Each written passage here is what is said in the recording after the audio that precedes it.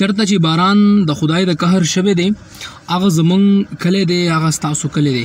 سلامونه او احترامات قدرمنو بلال سکندري ما. ډیر په افسوس سره زه دا خبره کوم زمونږ د کلي یو روایت داسې غونته کېدي چې چېرته هم مسله جوړه شي نو په هغې باندې زمونږ د چاړپیرچل زیاتتر مشران پازیټیو اکشن نه اخلي څنګه چې پکاري. زه دې ټایم کې چونکې ناران کې ما خو بهرحال ماته د کلي نه ډېرو ملګرو میسیجز کړل، کال وکړل چېرې زمونږ تقریبا 2 ورځې شوي او د علیخیل په محله کې ټرانسفارمر خراب دی، اوسه پورې خراب پروت دی. نو زه په دې خبره اوسه پورې پوه نه شم چې تقریبا دا 3-4 ځل دی چې دغه ټرانسفارمر اګین ریفیر د پاره وړي او دا ټیکي.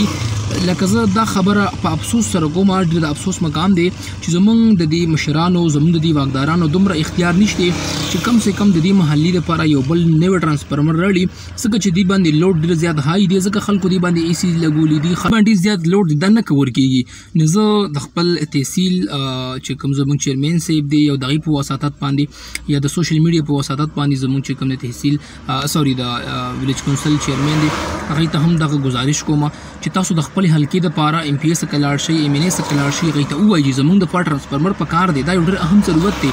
کله چې ټرانسفارمر خراب شو دوی ته هغه ټایم ما وویل چې بل ټرانسفارمر خراب دی او اګین به هم دا خرابېږي، صحیح ده. نو چې کله هم موږ ته زموږ په دې اسیري چوک کې انشاءالله 100 ټرانسفارمر ولګي یا 50 ولګي نو په دې باندې به زموږ د ولټیج هم کلیر شي او چې کوم دا هلته کې زموږ